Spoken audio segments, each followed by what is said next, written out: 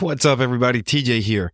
Real quick before we get started with the episode, I'm testing out a new feature called Fan Mail, which is where you can actually text me from the episode that you're listening to. So as you're listening to this, go over to the episode description, and right there at the beginning, you're going to see some text that says, send me a text message. Go ahead, click that. Let me know what you think about the podcast so far. Let me know of any questions, concerns, anything you might have. I love to hear from you. So go ahead, hit that up. I'm excited to read your text, and let's get started with the episode. And of course, we went out with a good fire. One of the members got disoriented upstairs, had a mayday call. It was a whole thing. He's okay. But just to go out that way, I kept saying to myself, do I really want to leave this? Do I really want to leave this? And I got home and I saw my wife and it was like, yep, this is the route we got to go. This is what I want to do. This is what we have to do. And I think it was important for anyone that makes that kind of transition to a different department. Don't come in like a wrecking ball. Come in silently. Keep your head down. Do the work. Welcome to the Keep the Promise podcast, where we help build resilient and well-rounded firefighters. What's up, everybody? Welcome to another episode of the Keep the Promise podcast. Today, we're kicking it back to what this whole thing is about, to being well-rounded, to being physically and mentally resilient.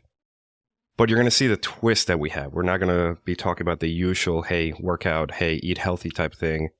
We're going to be talking about the things that have an effect on our performance on the job and off the job that are not necessarily tied to the job. We in the fire service are good at always looking ahead. We catch one small win and then we build upon that to go to more. It could be the department that you're hired onto. It could be the class that you take, the promotion that you get.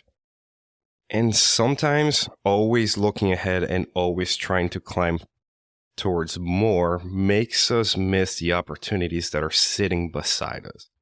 And it kind of blinds us to the things that we might be neglecting. And that's a topic that we're going to talk about with our guest today. I have the honor of having Nick Lindsay, who has had an interesting run of the fire service. And in his own words, we're going to hear the story about the highs, the lows, the things that he's done, and how through it all that the goal has been to just be a good firefighter, but also be a good human being all around. Without further ado, Nick, welcome to Keep the Promise. My brother, thank you for having me on. How are you doing today? Very well. How are yourself? I mean, we already chatted about it earlier. We had a relatively uneventful shift yesterday, both of us, which should be good for today because we're going to be nice and fresh and not all cracked out. Absolutely. I was able to come home energized for the kiddos, so it's always a good thing to experience in the morning. That's right. You have one, right? And one on the way? One here, one on the way. Oh, boy. Are you going to be outnumbered? Who's going to be outnumbered, you or your wife? No, it's that we'll equal split, 1-on-1. Oh, man, that's going to be... We'll have a boy and a girl. Trench warfare. Absolutely. Full-blown attrition. I got my helmet. Let's go. Well, listen, tell us a little bit about your career in the fire service, how it started, why it started, because I think you have a connection to one of our previous guests, so we'll dig into that. Ooh, yes. So I started back in 2008 as a volunteer in my small hometown, which is a place that no one's ever heard of. Probably it's Sellersville, Pennsylvania, which ironically that other guest is also connected there through his own chef work. But that was a small Bucks County volunteer fire company, 300 calls a year, like really typical community Pennsylvania town that you're going to come in contact with. And I was there until about 2014 when I made the dream come true and I got hired by the city of Harrisburg. And I was out there for 6 years from 2014 to 2020. And then as my family started to think about growing, I had an opportunity to make the move back to the east side of the state where we are now in Upper Darby. And I took that chance in 2020 and got hired there. So through all that, there's been a couple of lessons. I've been fortunate enough to run into a fantastic group of people in my time in the fire service. I also teach on the side with Eckerd Fire Tactics. So being an instructor there and being able to experience some of those guys is really something that's been really fortunate for myself. Man, I didn't even know about the Eckerd part. You keep surprising me at every turn. I try to keep things fresh for you. Yeah, absolutely. You got to keep me on my toes. Of course. What pushed you to become a firefighter? My dad, absolutely. Dude. Okay. And that's like that typical story, right? Mm-hmm. So we lived a block from that firehouse, and I would run down to the end of our street all the time just to see the trucks go by. And that absolutely hooked me from day one. And I think I was like 6 or 7 years old when I finally came to the notion of what my dad was doing, what his friends were doing, and just seeing that camaraderie that they had there. And then I learned you get paid for it. You can make a career out of it. And that blew my mind. That's all I ever wanted to chase then. That was it. This is what I want to do. It's always so interesting when you get that realization. It was like, hold up, I can actually make this dream a reality and live it the rest of my life. I think that's part of the evolution when you realize that, and you're like, ooh, I got to get serious about doing this sort of stuff.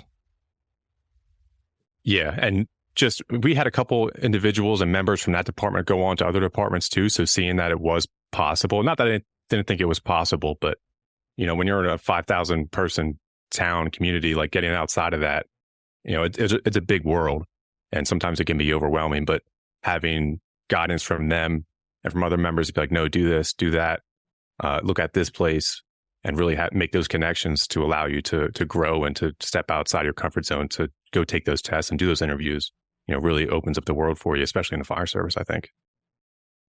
How long from the moment that you decided to go for it until you actually got hired? Did you have the typical experience of, hey, I had to apply 8, 9, 10 times?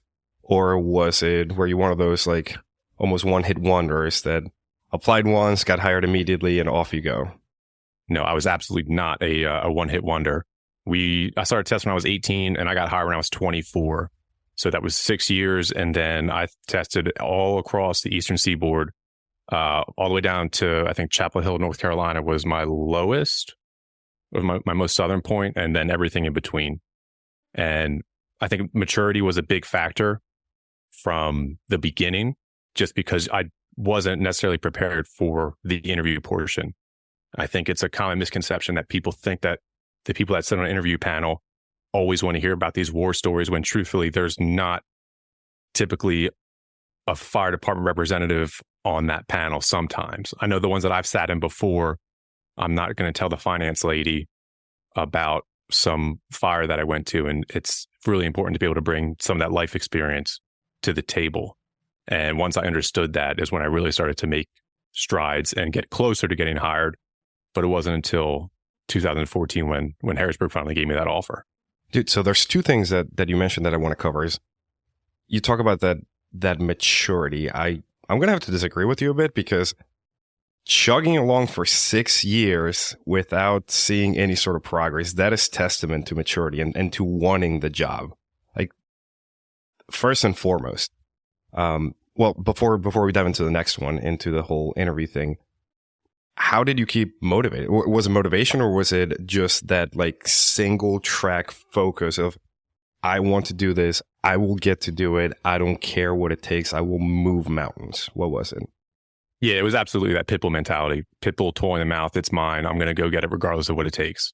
And it was the weirdest thing, because I thought at 24 I was old.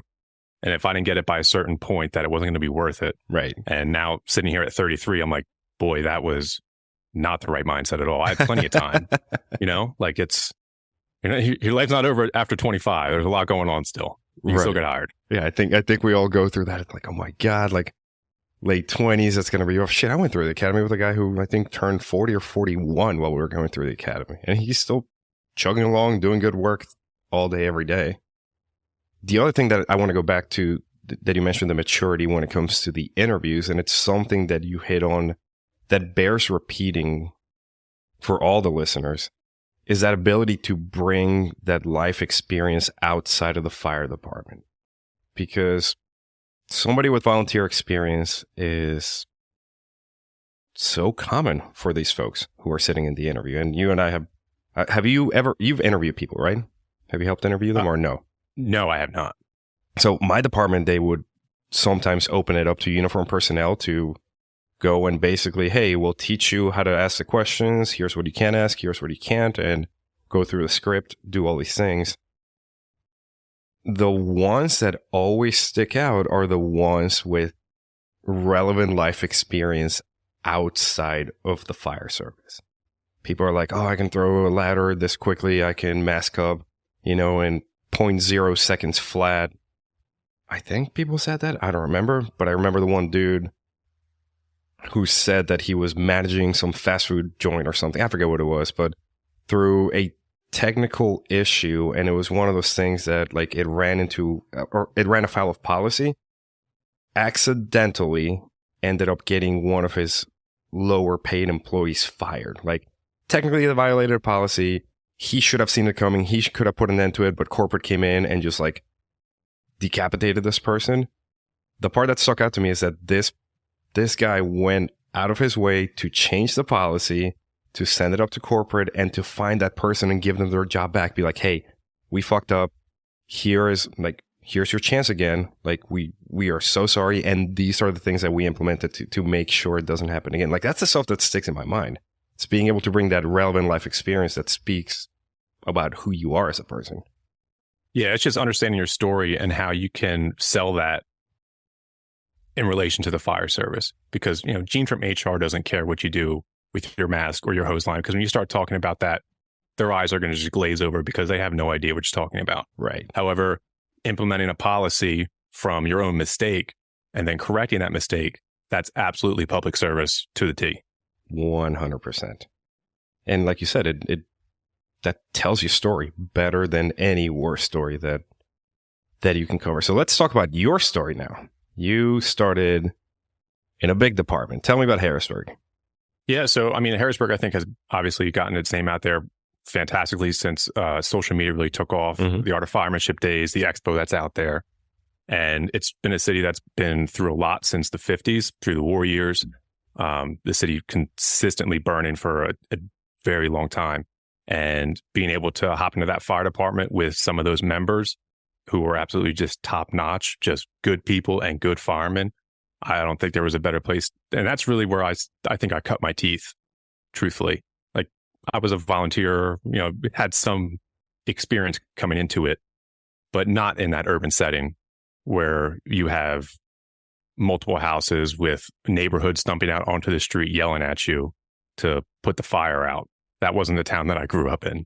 And it wasn't until my eyes were open to that in the city when I really understood what this job was about and what sometimes it was what was needed to accomplish the task. Did you learn how to cook while you were in Harrisburg? So I was absolutely horrible at cooking. And to this day, I think if you ask a now lieutenant and my old battalion chief, they could tell you all about the porridge that I made them the one night. Porridge? Well, no, it was supposed to be rice. And I kid you not that one of the members that was there on overtime for a while, I think he turned the bowl upside down and was like, I don't care if this doesn't come out. I haven't eaten all day. I'm hungry. And he turned it upside down and the spoon stuck in it. It did not come out of the bowl. So learning that skill, do that before you step foot in the firehouse. And you don't need to go crazy. Meatloaf goes a long way. Spaghetti goes a long way. Not spaghetti. That's a cop-out, bro. Later on in your career, it's not a cop-out if you do it right and you add some sausage into it. My favorite is when somebody dumps 2 boxes and it's like, well, I guess we're feeding us and the remaining 3 battalions if they want to come to dinner. It's like us and our closest 100 friends because we made spaghetti for the whole world. Yeah, brother. Who else is coming here, man? It's like 3 pounds. Like, we always have that fight every single time we go to the store. It's like, do we have enough? Did we buy too much? Like, I will always come out with a 20-pound bag of rice and my captain's like, bro, we have 80 pounds of rice back at the firehouse. We're set, bro. We are set. Yes. Yeah, that's definitely, again, another life skill that I think should be certainly attacked very early on because everybody eats. It's good to have a good meal. It is. Does Brian cover that in his book? Yeah, he does. You bought it, right? Absolutely. He taught me how to cook a steak right. That's how long it was until I figured out how to cook a steak right. Oh, that's where I was. We are talking about Brian Yonkin, who is from Harrisburg. He was a guest of this podcast in episode number 15, From Cook to Lieutenant. That's so interesting. You mentioned him the other day when we were talking about other stuff, and just made me realize how small this world is. All right, so very small. Harrisburg, fire duty, kitchen duty, cut your teeth with some legends. And then you started making the move to a smaller department. Yeah, home life was we weren't having an issue at home, my wife and I, but we knew that when we wanted to start growing our family, that having the grandparents was a thing to be close by. That was something we kind of wanted to accomplish because we knew the importance of having that community together and just having somebody else to lean on. Right. Not that we wouldn't have people out there to lean on, but there is nothing else like a grandparent, I think, in my opinion, because my grandmother just about raised me every summer until I was 13, just because my parents were working and there was no one at home. So she really put a big emphasis on raising me, and that I think turned out for the better for me just because of what she went through. Because it's trendy now. She fled the Ukraine in 1941 with her mother. Oh, wow. Yeah. So she's an old school lady, chased around the house with a spoon. So that influence was neat to come by. So we wanted that for us. And I didn't necessarily, obviously I didn't want to leave. Harrisburg was a dream that I didn't know that was a dream for me, if that makes sense. And once I got there and understood and met, experienced fires with the guys, I mean, there was a lot that happened in 6 years, and it really ties you to a place. However, knowing that I was going to be a father one day and I wanted this for my family, it was important to start looking closer to home.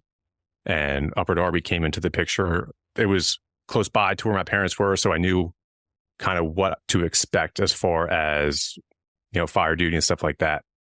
But they also had this nice option of being able to lateral right over. I didn't have to go through another academy. I already had an IAFF endorsed academy, and they accepted that as their own academy, so you could walk right on. Otherwise, you would get sent to Philadelphia for, I think, 9 months is what their academy is now. So that was a huge factor for me to be able to walk right on, get closer to home, better money, unfortunately. Well, I guess it is fortunate, but that's just how the world runs right now, Yeah. It's definitely a factor, especially when you're raising a family. So I took the test and I walked out. I told Amy, I was like, I don't think I did that well. She's like, well, we'll just wait and see. And then sure, a couple months later it comes out and I hit the top of the list. So it happened real quick. From, I think it was October I tested, and March I was walking out for the last time. Damn, dude, that must have been hard. It was super challenging because I think my last shift was March 16th in the city. Or I'm sorry, March 12th was the last time I worked in the city. And of course, we went out with a good fire. One of the members kind of got disoriented upstairs. They had a mayday call. It was a whole thing. He's okay. But just to go out that way, I kept saying to myself, do I really want to leave this? Do I really want to leave this? And I got home and I saw my wife and it was like, yep, this is the route we got to go. Like, this is what I want to do. This is what we have to do. And March 21st, I think, was my first shift. And we all know what happened March 21st, 2020. Everything locked down. So it went from a situation of a cohesive firehouse where I was having meals with everybody. We were doing the typical firehouse, breaking stones, having a good time, to a new place, completely isolated. Nobody really talked. We were separated throughout the firehouse. And as a new member, that was very challenging. Dude. Out of the frying pan into the fire in that regard. Like, absolutely. Being new is hard enough, and now being new with these extra rules, if you will. Well, you just lose all that sense of the firehouse and that family because nobody's really talking because no one knows what's going on. Yeah. Yeah. Those days were rough. Yeah. Those days were tough. Damn, dude, I didn't even know that part. It's funny that you mentioned that you went out with a rocking fire.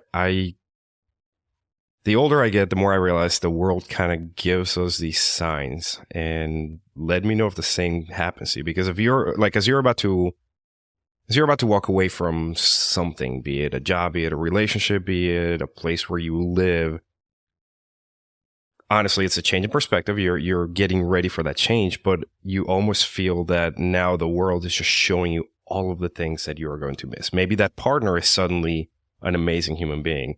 Maybe you just start catching fire duty nonstop. Maybe like your hometown that you've hated your whole life now suddenly becomes amazing. And it's easy to just be like, oh, fuck. Like, am I walking away from this? Like, am I making the right call? And I believe that part of the growth is understanding, hey, I get to leave on a high note. I get to leave with having these good memories, knowing where my path is going to take me, knowing that these memories and these learning lessons served me well, so I can go on to my next chapter, my next step. Yeah, I think it was really a blessing that it went out like that. It was a good way to close the book in that chapter. And the thing that was really nice was all the guys, as this kind of came out that I was probably going to end up leaving, they were actually really, really supportive, which I was super nervous about, real nervous. They always asked, where are you headed? What's the department like? How's the fire duty? What's the pay? They were interested to make sure that I was making the right decision for me and for my family. And when I expressed what the end goal was and why we wanted to go that way, every single one of them, without hesitation, oh, I get that. That makes total sense. And that made my decision a little bit easier, knowing that I had their support and their understanding that I wasn't leaving for any reason as to why the department's not a bad place. I tell everyone that if they want to go there, test. Absolutely. It's fantastic. But my goals and my story was just a little bit different, and it led me away from there. And they really supported me making that move. And I think that shows an incredible level of maturity on their part and understanding the caliber of people that you're dealing with, knowing that, hey, our homie is going to be taken care of, might not be here, might not be with us, but he's going to be okay. He is going to be doing something that's good for him, good for his family. We've had folks leave at 5 years, 10 years, not make it to retirement. And the toxicity that comes out of other people's mouths just because, quote unquote, they couldn't hack it, or, oh, they just didn't like the job, or, oh, the person was an asshole or a shitbag or a dickhead, whatever it might be. It's refreshing to know that the majority of the fire service is still very supportive, because at the end of the day, you still, shed blood together. You still went through the same trials and tribulations with your crew, and they care. They care about you. They care about your family, and they want you to do well, regardless of the departmental identity that you might have. Maybe you're no longer branded with Harrisburg, but you're still Nick. You still have those shared hardships. Yeah, absolutely. And like that identity was hard to break, and it took a little bit. And I don't think the fact that we were isolated the way we were helped by any stretch of the imagination. Thankfully, there were members of UD that really reached out and were like, hey, we know this is going to be tough. Like, we'll do whatever it takes to make sure you feel at home. And again, I can't thank them enough for what they did during that time, because otherwise it just really would have made that transition a lot worse. And it was all things that I put in my head by my own doing. I had that identity. I'm a Harrisburg fireman. I'm Nick from Harrisburg. This is what I do. And that's what it was for a very long time. It was me going to work, coming home, watching Netflix, waiting to go back to work in 4 days. And after a while, I realized that's not really a healthy cycle to continue. So you were doing it for the right reasons, but let's talk about that criticism. Did you catch any flack from Harrisburg folks or from UD folks when you showed up? They're like, oh, the fucking guy from Harrisburg. Oh, Mr. Fire Duty here. Was there any sort of backlash, any sort of criticism, any flack? Absolutely not. And like I said, they were nothing but supportive. I mean, maybe behind the scenes, but I doubt it. Both sides are absolute stand-up individuals. And like I said, as soon as they understood the reason as to why I was heading out, they supported me fully. And I think it was important for anyone that makes that kind of transition to a different department to don't come in like a wrecking ball. Come in silently, keep your head down, do the work. If someone asks about your experience, provide it. But I try my best to not use the term at my old job or in Harrisburg, we did it this way. However, sometimes I do have to reference it that way. Right. But I try to only do that when it's asked. And the intention plays such a big part into it. You're not gloating. You are just factually stating what is happening. Right. Right. And coming in and putting your nose to the grindstone in and of itself is key for anything, for not just starting a new job. Anything we do in the fire service, it can be solved with a shit ton of reps of hard work. Yeah. And just putting your head down, get off your phone, especially if you're new. I mean, we weren't doing a lot in March just because of the situation. Obviously, I was pacing around the firehouse so much that I was washing the walls. You have subway tile, and the captain goes down. He's like, "What are you doing, man?" I was like, I'm washing the tiles. They're dirty. It's like, okay, have fun. But it showed that I was willing to do the work that was outside of what was expected. Right. And I wasn't asking anybody to help me. I just saw it was dirty, handle it kind of thing. I think that's really important for new people going in. And even for those who have been around for a while, like it's sometimes you feel that you're just not clicking, like maybe the vibe is off. Maybe you're not on the same wavelength with the crew. And what's the best way to get back to it? Do some drilling, do some work, get all the equipment out, just wash it, joke, spray each other with a hose, like throw a brush at each other's head, just do something productive together. Yeah, it's something to do with working with your hands, I think really solves a lot of issues. And you don't have to strike gold every time you do it. You don't have to do every single tool in the entire rig. But how about we do one or two, take a break, go get some food, get a cup of coffee, and we'll come back later on and hit some more. We don't have to cannonball into it and rip everything off the rig. And we're doing all this right now. It's like, hey, man, we got 24 hours to kill. Let's take a little bit by the time, small little bites. It's okay. Right. How do you eat an elephant? One bite at a time. Working with your hands. Now, full disclosure, I met you because through my other venture, through TJ Leather, you got the workbook on how to make helmet shields. And this is going to tie in very nicely into the physical resilience, the physical strength, the mental side of things. Because you've said some interesting things about getting into that almost meditative Zen state when you're working with your hands, when you're doing something with a purpose. So we've talked about cleaning the tools, fixing the equipment, just working with your hands, getting you there. Let's take it off duty. What sort of stuff do you do off duty to, I don't want to say get your mind off the job, but to just kind of hit those other centers of the brain and those centers of fulfillment? I mean, I'm looking at, you have guitars behind you, so I assume you also make some noise with the 6-string, and tell me more. Yeah, that's absolutely just a noisemaker. There is no music that comes out of that thing at all. I don't know. I see a nice leather strap, bro. That's like 90% of the job. Yeah, that's true. But I think it's important to have those hobbies outside of just simply firefighting. I do love the job. There's nothing I love more than going to work and being able to provide a service for individuals. But once you get outside of the firehouse, I think you need to start providing a service for yourself and start learning some other skills that maybe build upon your mental resilience, whether that be learning, like I said, like you just said, playing a guitar, the leatherworking portion that I started to dive down after the workbook. And I think mental health is really starting to get on the forefront for the fire service, and finding a way that you're able to kind of calm yourself down and get into a meditative state is important. I can't sit there with my legs crossed and all that good stuff the way that you would typically expect someone to meditate. But when I start working with my hands and it's quiet in my basement, just making the cuts in the leather, stitching, I started to realize I get just in a flow state, so to speak. And it's nice to be able to shut down quite a bit of your brain and just focus on that single task. I don't have any music playing. I don't have my phone near me, but focusing on just one single task, I think is really important.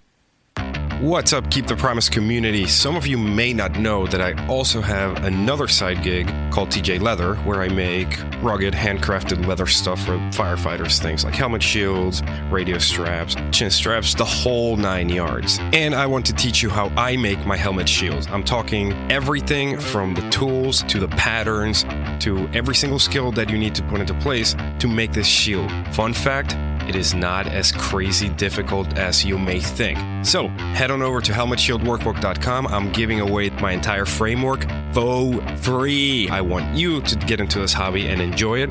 helmetshieldworkbook.com. Let's get back to the episode. Especially when in the world we have digital devices all around us.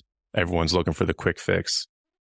Shutting that off and just taking a breath is would do you well. Yeah, it makes you a better human and a better firefighter. Yeah, no, absolutely. Because it's nonstop at the firehouse. You're always going somewhere. And, sometimes calls are bad. There's different ways that people deal with it. And it's important to find that kind of outlet. And we don't get the chance to focus. You might be in a long-term incident. You might be, I don't know, for us back in the day, it used to be like the pump offs, or like whenever we'd flood a city, it'd be like the swift water calls. That would be just a long, drawn-out incident. But you go hard doing one thing for an hour or two, and then you go back, and then you have to pick up where you left off. Like mentally, you're just bursts of things, and you're not hitting that part of the brain and the psyche where it's like, I'm sitting down from beginning to end doing this one thing, heading in this one direction. I feel it's important to have those things to recenter. I mean, and now we're using all the granola Yes. terms, if you will, but I think it's key to talk about that. It's key to understand that we're being yanked in so many different directions when we're at the firehouse, that we need to go back to some semblance of normalcy, of just stillness, by not continuing that on our off-duty days. I remember there was a rookie a few years ago, my old station, who scoffed when I was talking about going on a vacation. Like, I was talking to one of the other guys, and he's like, I don't want to go on a vacation. I'm going to stay here and go to Blazes. And we all just kind of looked at each other. And 5-10 years ago, I would have said the same thing. I'm like, yeah, go on vacation. Like, more spots for me to fill, more opportunities for me to go to a fire. But I realize these days that I am so much better off at the firehouse when I've been off for a while. Like, Yeah, you begin to appreciate the guys more and appreciate the job because you get to be away from it. Distance makes the heart grow fonder is something that, has been said since the beginning of time. And having that little bit of a break, shoot, I miss the guys. I miss the pace. Let's get back. I'm motivated. I'm rested. You need to take a break at some point. There's no way that you can continue on working all the overtime, going up shifts every 2 days, and expect to keep that motivation at a higher level. Yeah, and you can also see the ones who have been instead of working at 24/48, they've been working a 48/24 for like 3 months at a time. You're like, man, you are a shell of a fireman right now. Yeah, I mean, the powers that be, the local government, and anyone that does the negotiations really doesn't help individuals when they don't focus on the studies that are showing that 24/48 is an absolute killer for people. But it all costs money. It all costs money. That's what it boils down to. We're just numbers at the end of the day. Yeah.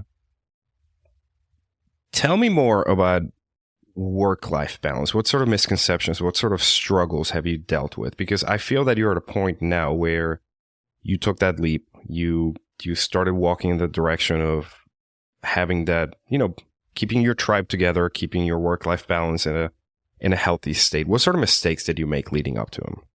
Oh, absolutely prioritizing the firehouse over the home life. Consistently working overtime. When we first moved to Upper Darby, we had a residency requirement, so we had to live in town. And that was going to be for 5 years, but they since lifted that. And that short commute home, which, 5 minutes, was horrible for me. I didn't have enough time to turn the switch off. I was always hearing the rigs going everywhere, so I constantly flipped on the scanner to see what was going on, where were they headed. And by about year 2, when I had my daughters, when I realized that, hey, we need to reevaluate some things here because I'm not in a good state. We need to go further away because it's important to have, I need that time, that drive time to turn the switch off. I no longer wear my uniform into work. I change at work. Everything stays at work. So that's just another way that I can take a switch, turn it off, say, this is no longer who I am. I'm dad. I'm always Dad Nick, but now it's Dad Nick when I take the uniform off and I'm heading home. It's time to get in a different mindset. Let's be playful. Let's go have a good day with the kiddo and with my wife versus leaving with my uniform on, coming home with my uniform on, changing at home in a quick succession like that. Absolutely put me in a bad state.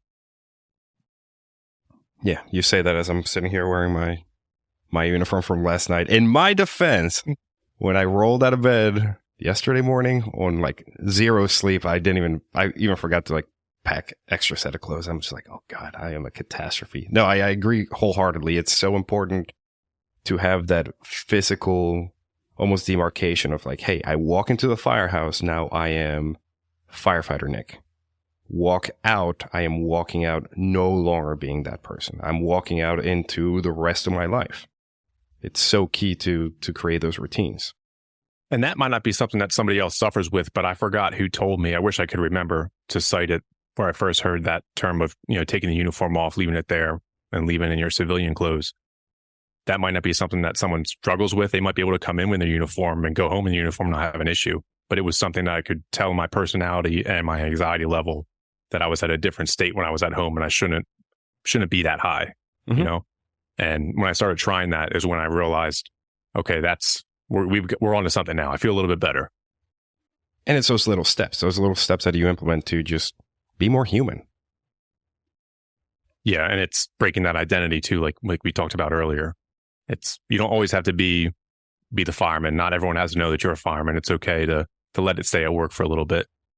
Do you wear fire shirts off duty, like when you go places trying to get the almighty discount? Absolutely not. I will not lie. When I first started, yes, absolutely. Oh, bro, we all did it. Yes, but the older I get, I think the less I have. The old I think I had a minute or three. I was hot shit with my minute or right three. to the belt, to the belt, dude. Like like 2005, 2006. The minuter, mega nerdy that I was, next to my little phone holster. Oh, I never got the Nextel, but everybody else had them. We had people up at dispatch center with Nextels as well, and they would beep you when there was a box coming, and all you would see was like chairs and tables getting flipped and people screaming out into the engine bay. That's a great pre-alert.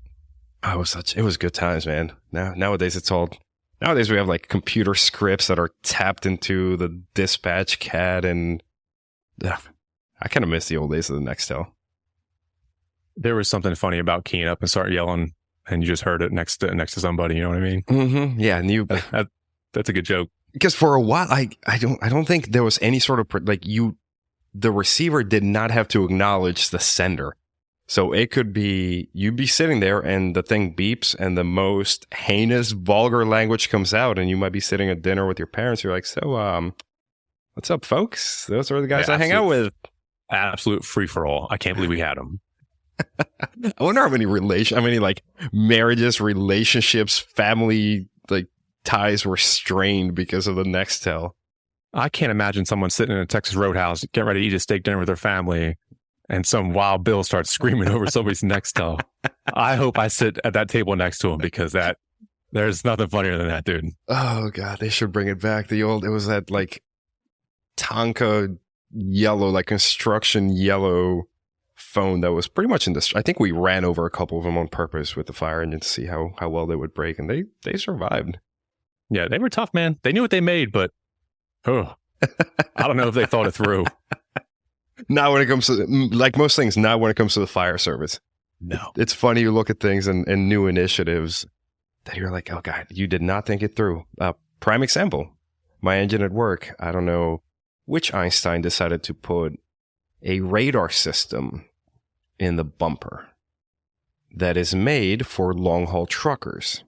So that as they start drifting, as they start coming up to traffic, if they're not paying attention, it'll kill their power, it'll break. Incredible for that application. But when you're trying to maneuver through an intersection full of panicked civilian drivers because they've never heard in so many sirens and seen so many lights, and you hear the three beeps of death, is like beep, beep, beep, and then suddenly you lose steering, you lose any sort of acceleration, and the thing slams on the brakes for you. It makes you wonder, like, you did not think this through for the fire service. We're a totally different breed, and the things that work for the normal real world do not work for us. Yep. Sorry, boss. I didn't mean for you to spill your coffee all over your nice white shirt. I swear it was just the system. It wasn't me. It wasn't me. I would never do that. Dude, and the front is fine. And this was such a slice of humble pie that I've had to eat lately because we're doing driver's training with a couple of our folks. in the back, everything is amplified. And I feel so, I'm like I made it a point to, accelerate even more smoothly, brake even more smoothly, because being in the back, I'm walking out, I'm like, Jesus Christ. I don't know if it's a driver or it's just like everything is so amplified that now I have whiplash. My neck and my back. Somebody get me a lawyer. Right. I'm spilling out of the engine, holding my neck, screaming for the safety officer. How did you, so you went from Harrisburg, you went to Upper Darby. Mm-hmm. You lost a bit of that community. We build those relationships with the folks that mean the world to us. I mean, it happened to me when I went from like across stations in the same battalion, just like a couple miles north. Everything was different. Tell me about that journey of rebuilding that community, of rebuilding that trust with the new folks, and especially going through it in the middle of the worst days of COVID. And it's like we talked about earlier, you can't expect it to happen overnight. And I was way too anxious out the gate. I wanted to get back to that so bad, and it wasn't going to happen. It was going to take time. It was going to take work together, and then working on myself. Not losing, but rather making that move. I had to be in the right mental state to understand that was something that I was going to experience, and being able to connect with the guys in UD and being open to building that relationship was really the first thing that allowed me to start getting back to a sense of quote unquote normalcy. Because if I came in all closed and like you were saying before, I'm this Harrisburg fireman kind of thing, it would not have gone over well. Not that I would never go into a place like that, because that's not who I am. But I could certainly see how that would be a pitfall for someone going to one place to another, and they continue to hold on to that identity without knowing that at some point it's going to fade away. It has to fade away. It has to. Otherwise, you're not going to grow. And you're not going to give the people that you're now a part of the person that they hired. And I think go ahead. No, you're good. I was going to say that I feel that we are worse if we come someplace with experience. If we have done something similar in the past. I mean, I was guilty of it coming in with my volunteer time. I was hot shit. Same thing when I got reassigned. It's so much more difficult for us to be humble and let go of that past identity of, not starting every sentence with, back in my old station, this is how we did things. This should be that, I don't want to say that warning, but that call to action for those who are listening, whom you will undoubtedly go through that change at some point in your life, be it careers, be it stations, be it officers, promotion, whatever it will be. Acknowledge that identity, realize that it helped make you who you are, but also embrace that new change in identity. You're not changing who you are fundamentally, but you're getting to grow and holding on to it, holding on to this glory. It's like the people who still talk about their, I don't know, glory days in high school football team when they're in their 40s and 50s. You're like, bro, that's been a long time. Let it go. Do something more. Yeah, and understand you're just a small piece of the pie that could very easily be replaced. Obviously, everything was working perfectly fine before I went anywhere, and it's going to work perfectly fine when I'm not there anymore. It's just, do you want to be a part of this train moving forward, or do you want to sit in the back passenger seat and not do anything? Right. And that's another thing that we find so hard to understand, that the piece of the puzzle for the time being. Right. Retirement day +1, 90% of my department's going to forget about me. My email's not going to work. I'm not going to be getting the barrage of spam that I normally do. Somebody else is going to be in my seat, and the world will keep on turning. That's one thing that I feel our generation has been so much better about doing, is understanding there is a life after the fact. It's not, we keep talking about identity. It should not be our whole identity. And when that day comes, when we walk away, when we're no longer wearing this navy blue and putting on a different set of clothes, we should be okay. We should have worked throughout our lives to build something meaningful outside of those firehouse walls, because the calls will keep coming in, the firemen will keep showing up to do the work, and the world's just going to keep turning, whether or not we're there. And that's one of the things I think that I realized that I needed to start finding other things to do was when, for some reason, I had that realization that at some point it's going to be over. And then what are you going to do? You need to have something else. You need to have other outlets. You need to try new things, regardless if they work out or not, but at least try. Maybe that'll take you somewhere else and it'll lead you down another path that will bring you to something that you feel passionate about, that you can follow along with, that's outside of the fire department. Like, I started training jiu-jitsu in 2019. Yeah. And did that for 3 years, and up until the point where I didn't want to get hurt because I don't have short-term disability. So it was a neat path to go down for a while, but I realized that the return maybe wasn't as high as I needed to be, because, you know, I need to go to work. I need to make money. Right. I mean, you could always sell shields. You've been making some good ones. Yes. Yeah. All three of them. Hey, man, they're good. I appreciate you. Thank you. Physical fitness wise, let's talk about that more. What do you do to stay fit for the job? So I have a bunch of my own stuff at my house that I get to do. I didn't want to go to a gym to make it another process that I had to get out of my house, then go to a gym. So I have everything I need here. I think a barbell is still the king of all exercises, and be able to build strength for firemen. But I don't think it's always the fit for everyone. I think a lot of times people can get very far with just their body weight. Utilizing the typical push-ups, sit-ups, air squats, pull-ups. I don't necessarily think you need to go with complexity with firemen. I think you need consistency with them. I think low-hanging fruit, which I always tell people, is something that I took from, he's a world-renowned bodybuilder, Stan Efforting. He's big on 10-minute walks every time after you eat. You just go for a quick 10-minute walk. It's the first thing I tell people when they come up to me, like, hey, I want to start getting physically fit. I'm like, great. After you eat, go for a 10-minute walk 3 times a day. And they look at me, I'm like, just to start, let's build consistency. We're not going to train you 6 days a week. You're not at that point. You're not going to be able to recover from that. And that's something that I don't think we do enough awareness on, is the stress levels that we have. I think we typically cannonball into things a bit too much. And guys want to train 6 days a week, but they don't account for the stress that they're under from home life, from work, from lack of sleep. And that's not going to be something that you're going to be able to sustain long term. If you can't recover from it, you're not going to make any progress. I like that. I started incorporating walks into just my everyday routine. And it's amazing, just like you said, a 10-minute walk, be it listening to music or a podcast or nothing, just walking around, just enjoying, just taking in the world. It's a huge change from I feel like what we're used to, like you said, like be it a gym, be it the like having to deal with the equipment or those routines. You go for a walk and you move, but you exist, if that makes sense. Yeah. And it's not like, I'm not saying that people need to be these huge bodybuilder, power lifter people. That's not what I'm looking for firemen. That's not what I want for them. I just want the average of us to not be out of shape and unfit for duty. I want you to be able to have a body that once you retire isn't broken. I want you to have enough muscle mass that if something happens to you, you recover from it quicker, and you have the ability to take a shot or take a misstep because you've trained in different positions. You've stretched a little bit, gained some flexibility.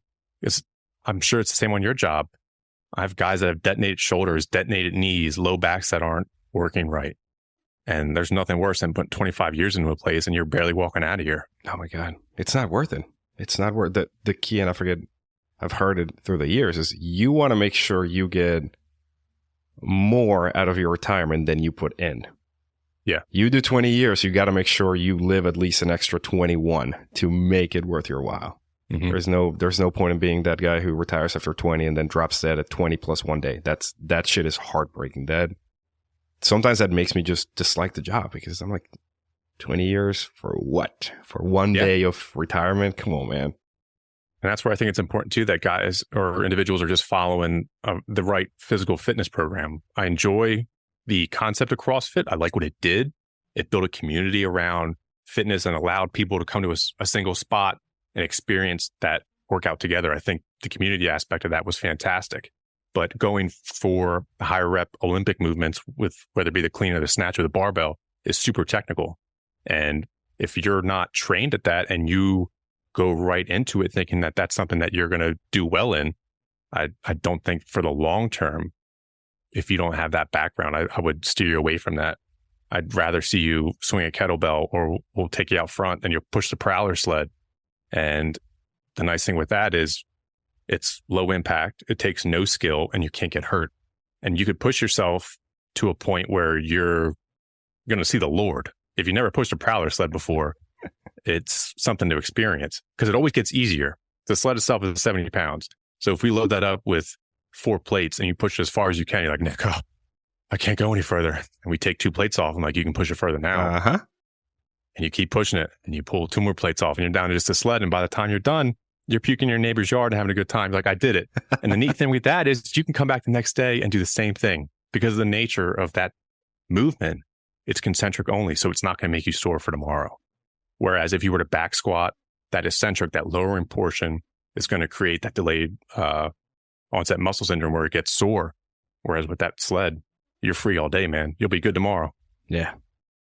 So finding those exercises, those low-hanging fruits, they're not flashy. They're not something that it's going to get you IG famous, but it's going to execute on building a better, resilient fireman, in my opinion. No, I agree wholeheartedly. I did my time at CrossFit, and I'd skip any time that the workout included a snatch, because A, I would always injure myself doing them. I don't do something to my shoulder. And B, my question was always, when am I going to snatch somebody in the fireground? Bingo. Like, the day that I have to take a person, an item, something from the ground to an overhead in one fell swoop while wearing full gear, I'm going to figure out something else. Or I'm just going to quit. I'm just going to be like, I'm out. Like, you got me. I'm done. Yeah. Yeah, I think when you're looking at a physical fitness regimen, that you need to definitely utilize something that builds on your weak points, is relevant to the job in some sense, that not in the sense that you're wearing gear and doing all that, because we can go down that rabbit hole, but something that you're going to do, utilizing your legs, utilize something that builds the low back, build your rear upper back delts, the weak points where firemen always get hurt, and do it in a smart way. And I think you'll have good success. Yeah, and it's simple. What about the recovery? You a big yoga fan? I mean, you got to be. You did murder yoga with jiu-jitsu. Yeah, I am. I should be better at it and do it more often. But yeah, murder yoga absolutely helped in, stretching me out quite a bit. But I think that's also something like Patty Brown did that stuff. Like in Patty Brown, that was a cool documentary if you've never seen that one before, and it's something to take back on. And if that man did it, hey, there's something to it. Right. An absolute legend. That's a man. Right. God, if we could be a quarter of the man he was. I forgot what it was. Oh, I was going to say something else. Oh, we'll talk about like the mental benefits of yoga as well, because it forces you to be in your headspace and focusing on that breathing. And we need that to come off that fight or flight, firehouse mindset. Yeah. And that's another aspect too, when people want to push in a workout, but maybe it's not the right day to, we came off this morning and we ran until about midnight last night. I got 5-6 hours, which I think is half decent. But if we're running, 5 after midnight, maybe that day is not the day to go for a max effort back squat. Maybe that's a day that we tone it down and we push the recovery aspect a little bit more. We take a nap, we eat some good food, we stretch out. The following day, okay, and now let's get after it. Now let's push ourselves a little bit. Dude, I came into this conversation hoping to talk about the identity that we give ourselves in the fire department and what people call a quote unquote downgrade, going from a big department to a smaller department. And you've hit me with nuggets ranging everything from yoga and fitness to mindfulness to the healthy eating. Like you left me pretty well speechless. I did not expect all this. I appreciate the time. 2 things. One, we have to do this again, because now I want to cover more of that mindset for the physical training. So I'm definitely going to have you back on again. The last question, and I'm kind of ambushing you because I didn't send you this one in the list. what's the one failure that you cherish the most?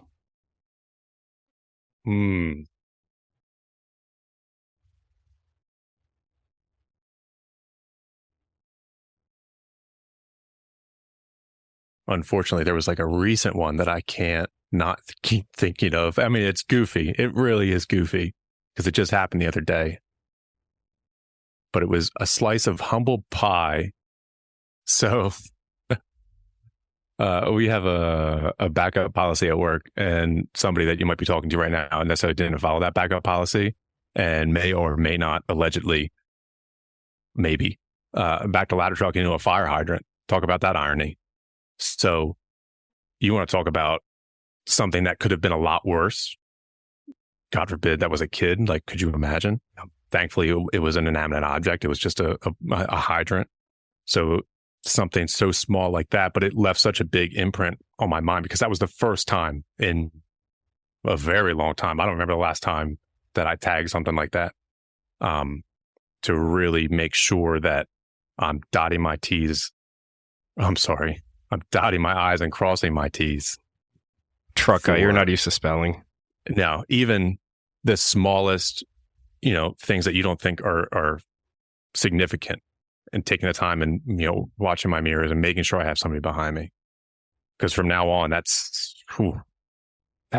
left a mark, both on the truck and me, Thankfully, it wasn't worse. Thankfully, yeah. And I think those are some of the best lessons that we learn. The small things, but in our minds, when we extrapolate the what if, I think that smacks us harder than any sort of discipline, any sort of physical damage. And like when you sit there and you say, what if it was a kid? Yeah. And you just have to slow down. Just take a second. And that's all I had to do. Just give it a second. It's fine. There was no rush. There's no rush. But for some reason, it was complacency because we were outside of the firehouse. I've backed up that place hundreds of times. Not a big deal. There's nothing better than one of the guys going, yeah, you hit that. Like, what? Hit what? Yeah. Oh, God, my heart sinks just thinking about that. We've all been there. I was sick to my stomach for days. And I think that speaks as to the caliber of a person. Do you shrug it off and say, oh, well, or do you sit there and you go, oh, God, what have I done? No, you got to learn from that. That's the universe giving you, a little nugget saying, hey, make sure, don't move too quick. Give yourself a second.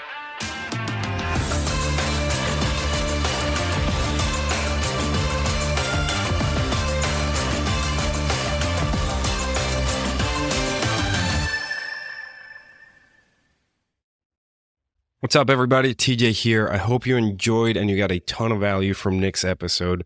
We always place such a huge emphasis on the next greatest thing, going to the better firehouse and moving up in the ranks and going to a bigger and better fire department. And sometimes we miss what's going on around us. And sometimes we miss those things that maybe are better for us than climbing the ladder or moving on to bigger and better.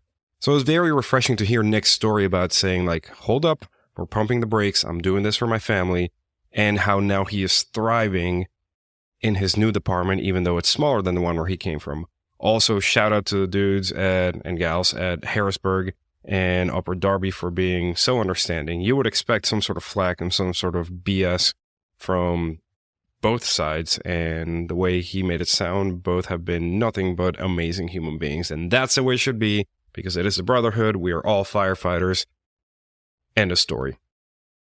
As always, here's a shout out to those new patrons who just joined the community and are getting a ton of value from our workouts, our mantras, the trainings, all the awesome stuff that we're doing. Drum roll, please. Shout out goes out to Robert from Manahawkin, New Jersey, Randy from Tucson, Arizona, Dylan from Harrisburg, Pennsylvania, Hannah from Goose Creek, South Carolina, and last but certainly not least, David from Ringgold, Georgia. Guys and gals, thank you so much for believing in Keep the Promise, for supporting the community, for listening to this podcast. There's going to be a ton more awesome value coming your way. Have some great guests lined up. Be good, be safe. Catch you next time. Hey everyone, it's TJ here from Keep the Promise. As you know, this podcast is all about helping firefighters become more resilient and well-rounded so that they can be a force for good within their fire department and their community. But today I want to talk to you about something that's just as important, and that is supporting firefighters who are going through tough times. When one of our fellow firefighters is off work because they have to go to the Center for Excellence, they have to go to rehab, they have mental health issues, or they have other health issues, it really takes away their support system and it wreaks havoc on their finances and their family's finances. And many times, these brothers and sisters are left to struggle alone, away from their support system and the people who love them without the resources they need to recover. That's why I'm setting a bold new goal. That is to reach 150 total patrons on Patreon so that we can start a fund to help firefighters and their families during these challenging times. And I need your help to make it happen.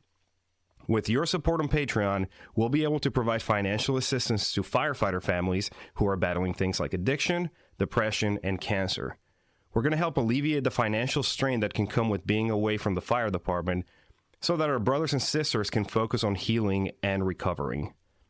Now, reaching 150 total patrons is a big goal, but I believe that we can do it together. And when we do, we'll be able to make a real difference in the lives of those who serve and protect alongside us.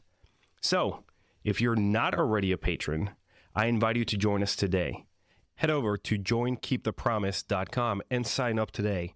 Again, that is joinkeepthepromise.com. And if you already are a patron, thank you so much for your support. You'll be receiving some exclusive rewards and perks as a way of saying thanks. Together, let's show our fellow firefighters that we've got their back just like they always have ours. Thank you for listening. Let's get started with the episode.